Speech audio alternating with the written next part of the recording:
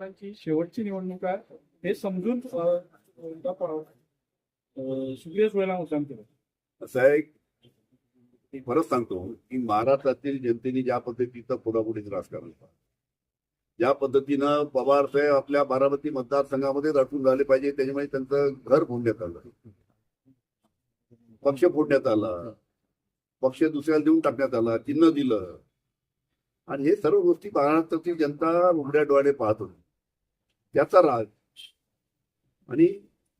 सुप्रियाताई ज्या निवडून आल्या त्यात आपल्याला सुद्धा कल्पना आहे की ज्या पद्धतीनं 3 टर्म ज्या पद्धतीने त्यांनी आपल्या मतदारसंघाचे प्रश्न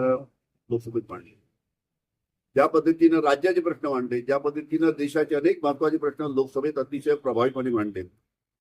त्यांच्या या कामगिरीमुळे आणि त्यांच्या या जनसंपर्कामुळे मतदारसंघातील लोकांनी त्यांना निवडून दिलं ही वस्तू